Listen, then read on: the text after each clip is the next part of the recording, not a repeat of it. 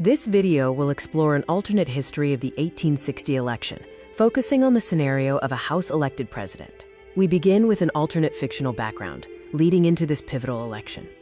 President Charles Dallas, elected after an assassination, pursued strict neutrality as sectional tensions over slavery escalated. This approach pleased no one. By the end of his term, he was seen as a do-nothing president. The nation now demanded decisive leadership. With the country on the brink, several candidates entered the race. Candidates included U.S. Army General Thomas Braxton, U.S. Senator Adam Churchill, former U.S. Senator George Dickinson, and U.S. Representative Edwin Fleming.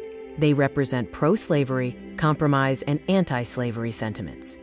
Also running were U.S. Senator Franklin Jefferson, U.S. Senator Henry Jennings, U.S. Army General Joseph Kendall, and former Governor Edward Linville. These candidates covered the spectrum, from fierce pro-slavery to committed abolitionism. Completing the field were Vice President Michael McKenzie, the Southern frontrunner, and U.S. Senator John Hunter, an experienced statesman with limited support. The House is now in session to elect the president. In Ballot 1, Edward Linville led with 95 votes, followed by Michael McKenzie with 80. A total of 120 votes were needed to win. After the first ballot, Senators Churchill and Dickinson withdrew.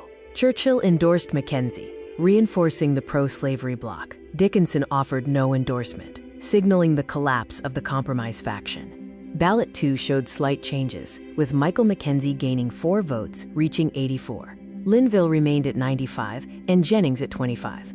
In a surprising move, Representative Fleming and General Kendall, both anti-slavery Southerners, withdrew.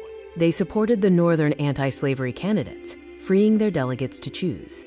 Ballot 3 results. Linville climbed to 98 votes, picking up some support. McKenzie remained at 84, and Jennings at 26.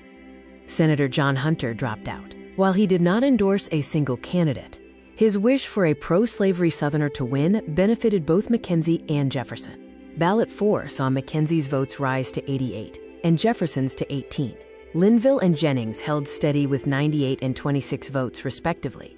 General Braxton bowed out, throwing his support to Vice President McKenzie. The race narrowed to a 4-way contest between 2 anti-slavery Northerners and 2 pro-slavery Southerners. Ballot 5 results. McKenzie gained, reaching 96 votes, inching closer to Linville's 98. Jennings and Jefferson remained at 26 and 18. Senator Franklin Jefferson withdrew, uniting the South. He fully supported Vice President Michael McKenzie, calling for Southern unity to prevent a Northern anti-slavery victory. Ballot 6 showed a major shift. McKenzie took the lead with 114 votes, just 6 shy of the win. Linville dropped to 98, while Jennings maintained 26.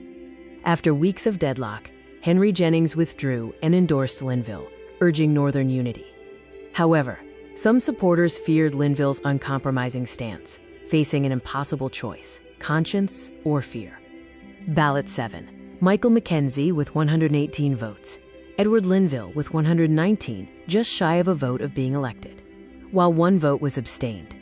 Behind closed doors, Henry Jennings appealed to the Northern defectors and the abstaining representative. He acknowledged their fear of secession but asked, "What happens if the country keeps choosing fear over principle?" The 3 made their decision by morning.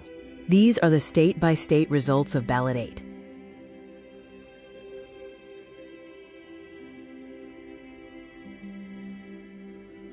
The results are in.